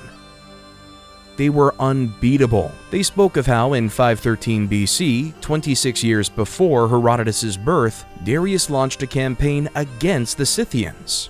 When Darius reached the Danube, a massive river in southeastern Europe, he found a bridge waiting for him. The Ionian Greeks, allies of Persia at the time, had built it specifically for his campaign. When Darius and his Persian army crossed into what is now Romania, he ordered for the bridge to be destroyed. But one of the Ionian Greeks in his army was bold enough to suggest he shouldn't in case they had to retreat. Thankfully, Darius agreed and ordered the Ionian Greeks to wait by the bridge for 60 days. Before launching his attack on the Scythians, Darius sent an envoy to the Scythians demanding their surrender. They declined his demand. Instead, they united their tribes and formed 3 armies. However, instead of confronting the Persians in battle, the Scythians engaged in a half-hearted guerrilla warfare, evaded the Persian army, and lured them deeper into Scythian territory. Every time the Persians came close, the Scythians would switch routes and take them on another wild goose chase to nowhere. Over time, it became clear that the Scythians had no intention of fighting the Persians, and it was frustrating for Darius because there were no buildings within the Scythian territory to destroy. No cities to sack, and no spoils to forage as supplies for his troops. They were running out of resources. When they reached the Oris, modern-day Volga River, Darius set up camp and sent a strongly worded message to Idanthyrsus, king of the Scythians. "What is this extraordinary behavior? Why do you keep on running away when you could do something different? For instance, if you think you have the ability to resist my power, then stop this aimless wandering. Stay in one place and fight. But if you recognize that you are weaker than me, you can still stop running. Come and discuss terms with me instead, acknowledging me as your master with gifts of earth and water." By earth and water, Darius meant that they should surrender. But Idanthyrsus responded that he had no plans to surrender, and he was also not interested in fighting either. And the reason was because he had no buildings, no cities, and no farmlands to lose. The only scenario where the Scythians would engage the Persians was if they found the graves of their ancestors and desecrated it. Where the graves were, no Persian could say for certain. Eventually, Darius came to accept the fact that the Scythians weren't going to fight. And they actually planned to wait till the Persians had run out of supplies so that they could win the battle easily. So Darius gave up on the war and began to make his way back to the bridge through Scythian territory. Meanwhile, the 60 days were up, and the Scythians had actually gone ahead of the Persians to speak to the Greeks at the bridge. They tried to convince the Greeks to destroy the bridge and free themselves from Persian rule. The Greeks deliberated what to do between themselves and eventually agreed to follow the advice of Hystaius of Miletus, who was against destroying the bridge. Instead, they pretended to destroy parts of the bridge that the Scythians could see, while encouraging them to return to finish off the Persians. The Scythians believed them and left. Fortunately for Darius and his men, the Scythians didn't find them before they reached the bridge. The Ionian Greeks were there to help Darius and the army cross the Danube to safety. But the Scythians never forgot the Greeks' trickery, and they never forgave them. They even had an insult for them. The Greeks make the worst and most cowardly free people in the world. But if they were to think of them as slaves, no master could hope to find more loyal and submissive captives.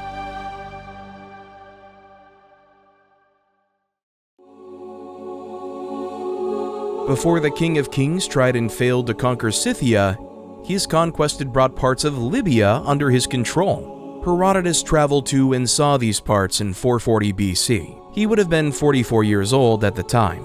He wrote of the first Libyan groups to emerge from Egypt. They were called the Automachidae, and they followed Egyptian customs but wore Libyan attire. During their marriage ceremonies, their young women would parade themselves before their king, and the one the king liked the most slept with him that night. Their territory spanned from Egypt to a bay named Plinus. But if you continued westward, you'd find another Libyan tribe, the Moklees, who lived around Lake Tritonus. And next to the Moklees were the Aussi. They also lived around Lake Tritonus like the Moklees, but the River Triton divided the two tribes. While the Moklees grew their hair long at the back, the Aussi did the same but at the front. The Aussi celebrated a festival to the glory of Athena once a year, where the unmarried young female tribe members would divide into two groups and fight one another with sticks and stones. This is how they fulfilled their ancestral duties to their native goddesses, the one the Greeks called Athena. They believed the women who died of their wounds after the fight were not true virgins. However, before they let them fight, the prettiest of the young women would be dressed in a Corinthian helmet and Greek armor, mounted on a chariot, and paraded around the Lake Tritonus. The Aussi led a very promiscuous lifestyle. Rather than forming couples or getting married, they had sex freely with whoever they wanted within the tribe. If a female tribe member got pregnant and gave birth to a child, all the male tribe members would gather on the baby's third month, and the man that the child resembled the most was considered the father. West of the Triton River and next to the Aussi was a Libyan tribe called the Maxis, who cultivated the land and owned houses. They shaved their hair off the left side of their heads but would let it grow long on the right side. They also smeared ochre on their bodies.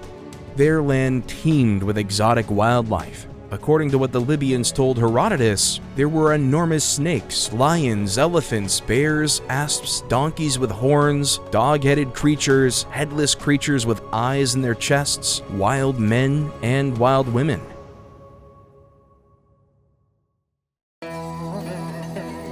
Now, the successful conquest of Libya would not have been possible if the Persians didn't have a man named Megabazus. Megabazus was King Darius's most respected general. During the Persian king's fruitless Scythian campaign, it was Megabazus who led his vast army. After their retreat, after they crossed the bridge at Danube with the help of Histories of Miletus and his Ionian Greek comrades, Darius decided to return to Sardis, capital of Lydia. But before he returned, he left Megabazus a mandate. The general should stay back in Europe as commander-in-chief of an army of 80,000 men. The mission was simple: subjugate the Greek cities in Hellespont. In the months that followed, this is exactly what the general did. First, Megabazus conquered the brave Perithians. Then he marched through Thrace, bringing every settlement and tribe living there under the Persian king's rule. When Darius got to Sardis, he summoned Histories of Miletus and rewarded him for his role in keeping the bridge up at Danube. In the years after, Histories would become one of his most trusted advisors.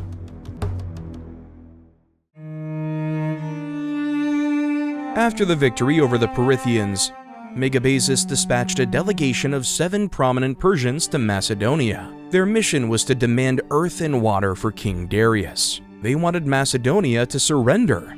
When they arrived at Macedonia, the king, Amyntas, granted them what they wanted and afterwards hosted a banquet for them. When the Persians were well fed and drunk, they scolded the Macedonian king for not offering them concubines and wives in accordance with Persian customs.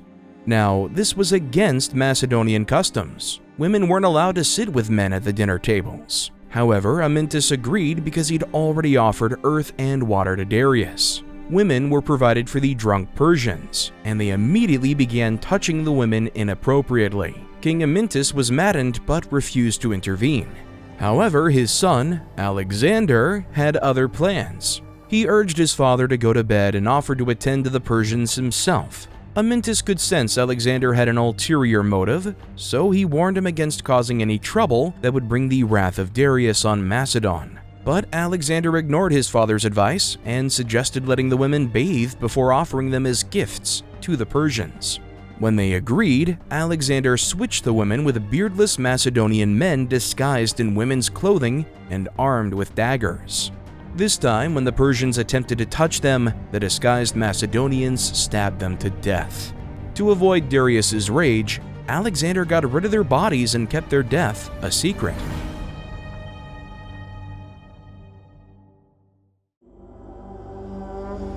Meanwhile, Megabazus had grown suspicious of Histories. Darius was too fond of the Greek. The Persian king had given the Thracian land of Mycerinus to him as a gift, and now Histories had begun fortifying it. When Megabazus found out, he was furious. He protested to Darius, warning him about the potential threat Histories posed. "My lord," he said, "what have you done? You've allowed a Greek, and a cunning and clever Greek at that, to found a settlement in Thrace, where there is a limitless supply of timber for shipbuilding, where there are plenty of spars for oars. I think you should put an end to Histories' enterprise now if you want to avoid being embroiled in a war in your own territory." Darius saw reason in Megabazus' suspicions, and even though he trusted Histories deeply, he summoned the Greek tyrant to his court, ordering him to stay. Histories wasn't pleased with this arrangement, but he had no choice. Meanwhile, Histories' home Miletus was ruled by his son-in-law Aristogoras in his absence.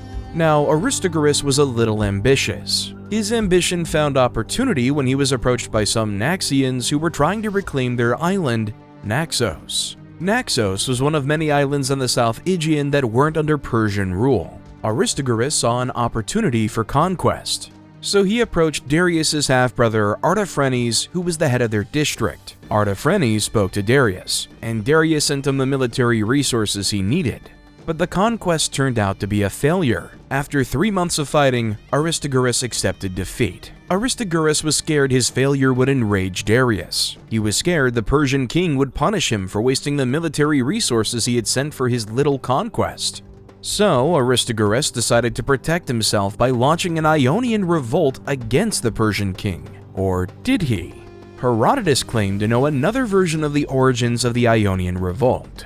In this account, Histories, who had grown impatient with his new life in the king's court and longed to return home to rule his land, decided to send a trusted slave to Ionia with the word revolt tattooed on his scalp. When Aristagoras received the slave, he decided to act on the instructions of his father-in-law. Darius was enraged, but he didn't suspect Hystaius was behind the revolt. So when Hystaius came to the King of Kings, offering to return to Miletus to squash the revolt, Darius obliged. And so Hystaius made his way to his comrades. Meanwhile, Aristagoras began searching for allies that would help in his revolt against Darius and his Persian forces. He needed help from the strongest Greek state. He needed Sparta.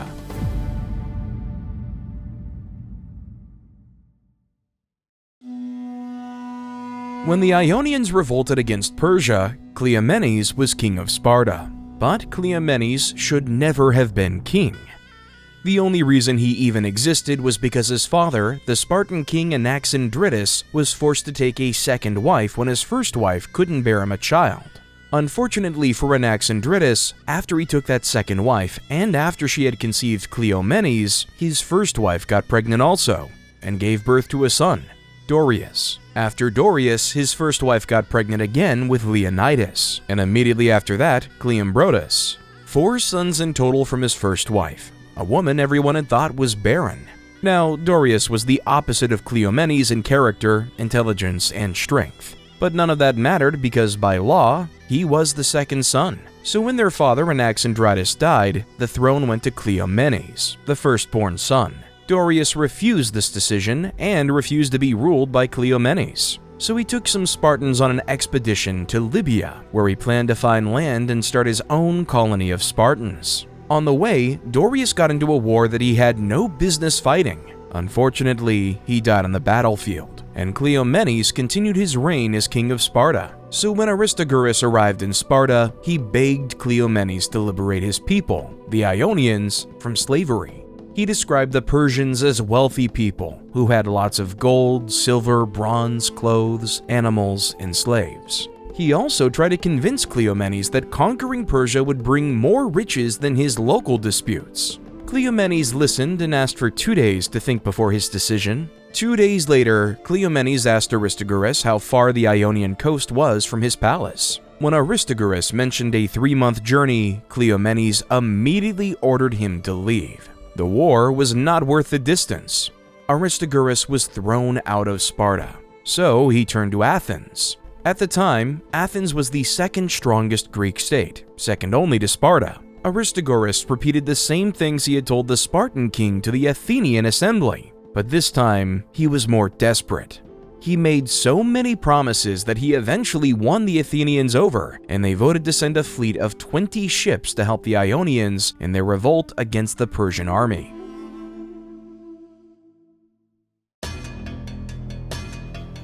As the Ionian revolt grew, so did her allies. Smyrna, Ephesus, and Byzantium all joined in attacking Persian garrisons in the region. In 498 BCE, a combined force of Ionian cities descended upon Sardis, capital of Lydia. It had been a stronghold of Persia ever since Cyrus deposed Croesus. The Persian forces in the city fought hard against the Ionian rebels but had to retreat to the city's central citadel, where Artaphernes and his Persian forces succeeded in holding off the Greek attackers. Eventually, Aristagoras and his Ionians realized they couldn't capture the city, so they chose to burn the city to the ground.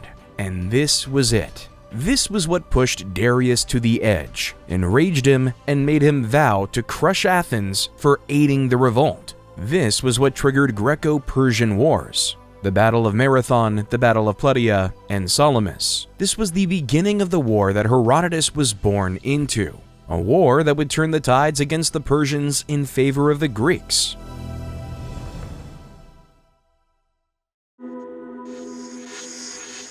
The Persian counterattack was swift, precise, utterly ruthless. Darius crushed and subdued all the Ionian cities that had participated in the revolt. Aristagoras fled. Hystaius would be killed and his head sent to the Persian king, who still refused to believe his beloved Greek had anything to do with the revolt. Miletus was captured, and the Ionian revolt came to an end. But Darius wasn't done. He wanted to punish Athens. So he sent his son-in-law, Mardonius, on a campaign to subdue the city.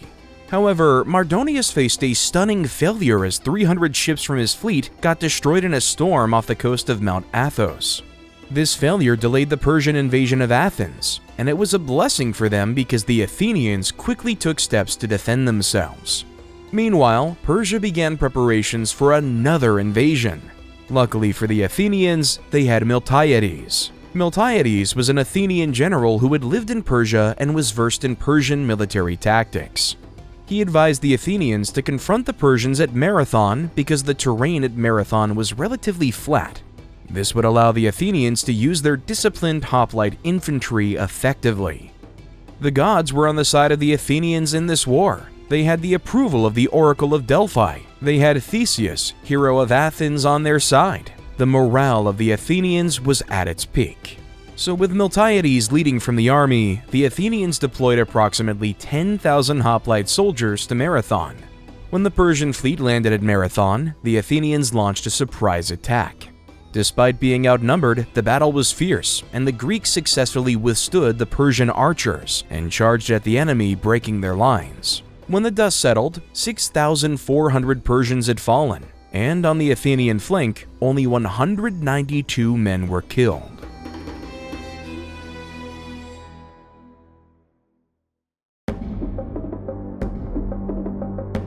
Ships, horses, supplies, transport vessels, Darius's rage knew no bounds as he fumed at the defeat he suffered at Marathon and prepared for yet another attempt on Athens. The 3 years that followed the Battle of Marathon saw the entire continent of Asia in turmoil as they raced to meet the heavy demands that Darius imposed on them.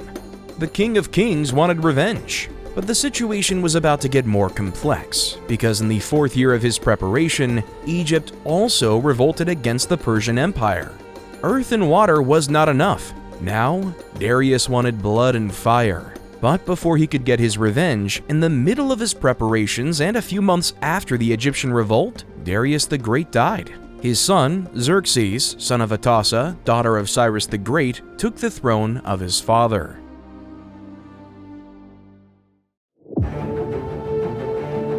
Xerxes couldn't find a reason to continue his father's vendetta against the Greeks. Make no mistake, he squashed the Egyptian revolt, reducing them to a worse state of slavery than what they had experienced under Darius. But with the Greeks, he was hesitant. He was aware of the difficulties his father had faced, and the defeat at the Battle of Marathon was still fresh on everybody's mind. But Mardonius, his cousin and most trusted advisor, wanted the war.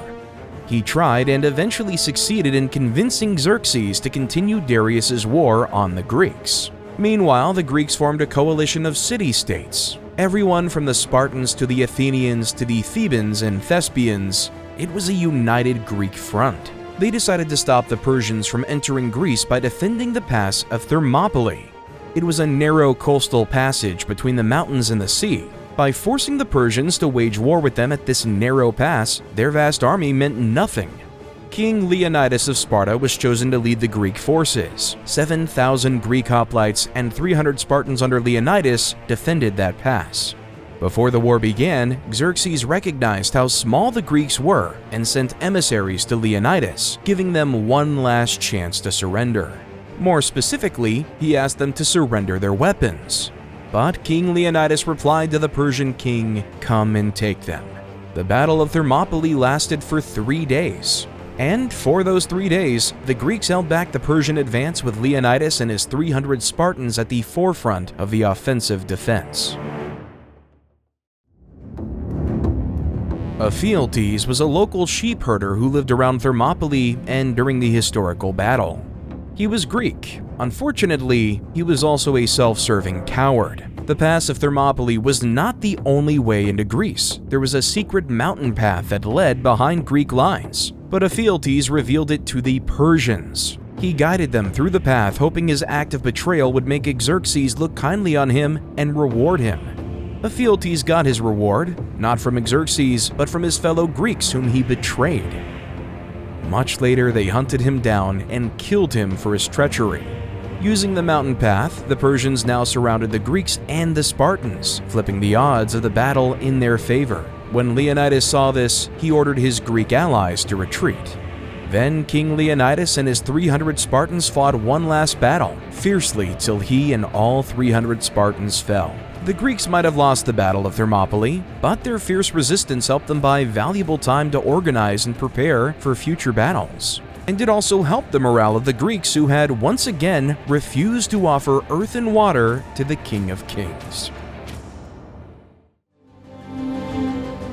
While the Battle of Thermopylae was lost on land, the Greek fleet waxed with hope on the high seas. The Greek fleet at Artemisium comprised 127 Athenian ships, 40 Corinthian ships, 20 Megarian ships, and a handful of contributions from other city-states. A Spartan named Eurybiades led the fleet as supreme commander. Another hero on the seas was the Athenian Themistocles, who ensured that the Greeks remained united as tensions grew between the Athenians and other city-states. It also appeared like the gods were on the side of the Athenians, because when the vast Persian fleet tried to surround and destroy the Athenian fleet, a storm raged and destroyed them instead. 200 Persian ships perished. However, this did not mean the Persians could be stopped. They still outnumbered the Greek on the sea. Themistocles knew that he could only hold off the Persians for so long. He knew that a Persian invasion was inevitable. He knew it was only a matter of time before the Persians raided Athens.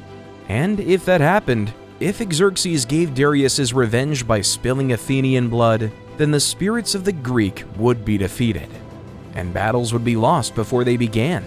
So he made a difficult decision. Themistocles evacuated every living thing from Athens. He emptied out the city and moved the citizens to the island of Salamis, far away from the conflict. The Athenians would fight without fear when their families were safe. 5 months after the Battle of Thermopylae, the Greeks found themselves once again in the heat of another battle. The odds were against them. The Persian fleet had such a numerical advantage over the Greeks, the war looked over before it even began.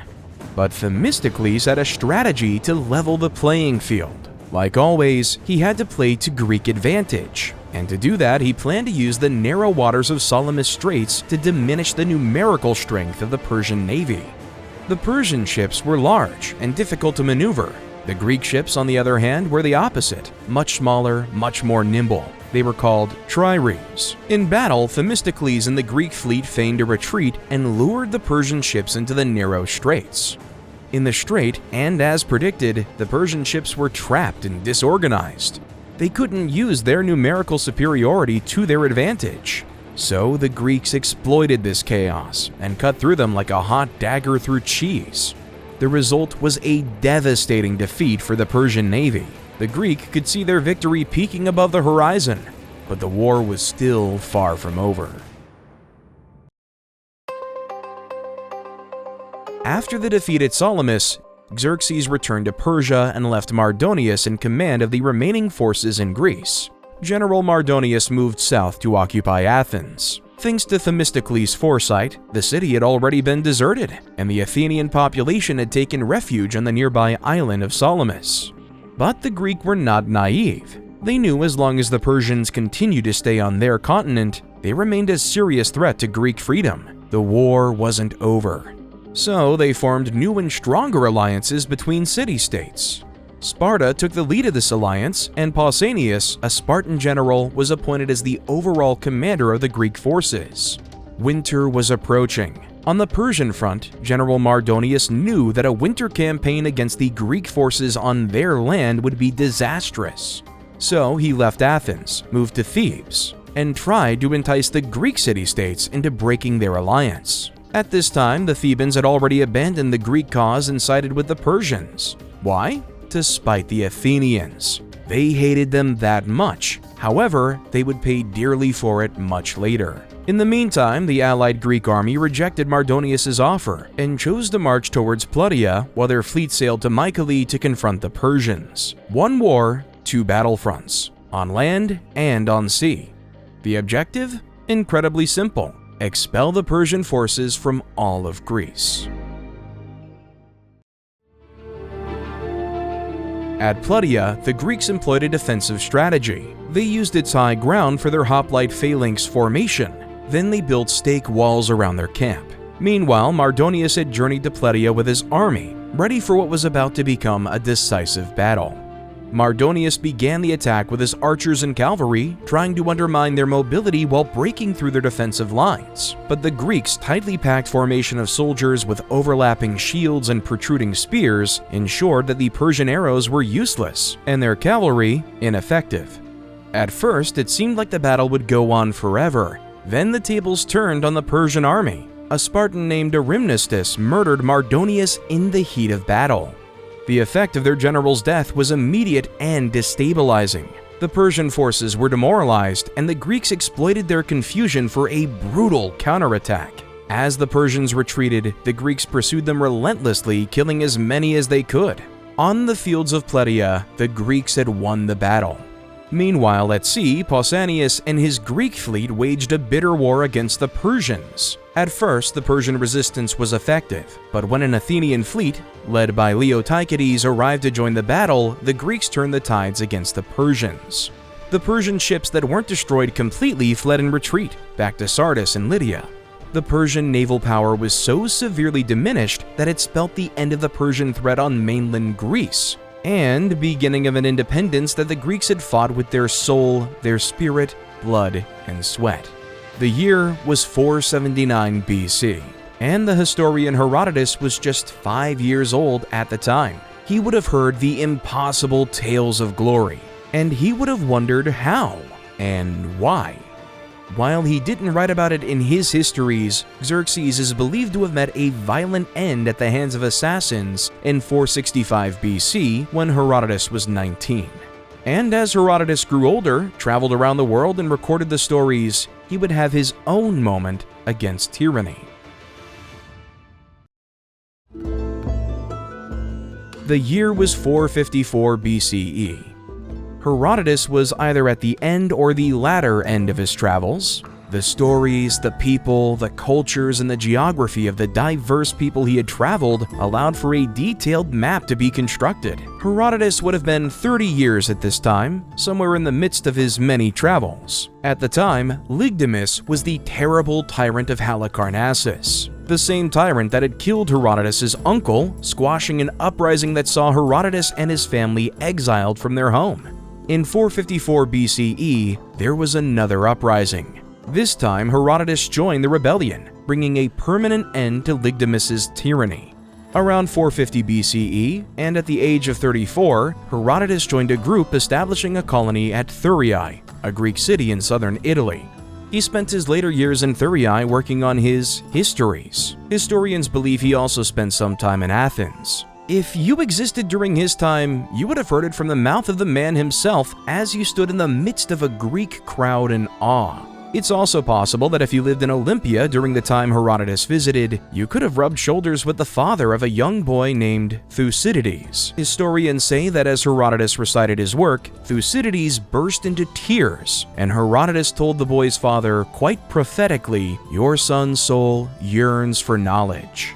Thucydides would grow up to become one of the most important historians of antiquity, whose rigorous and systematic approach was heavily inspired by the methodology and style of Herodotus. After Thucydides, thousands of historians have followed in his footsteps, looking up to Herodotus as the first true historian. Sometime between 425 and 413 BCE, Herodotus died, leaving behind a legacy that has endured beyond 2 millennia to this very moment.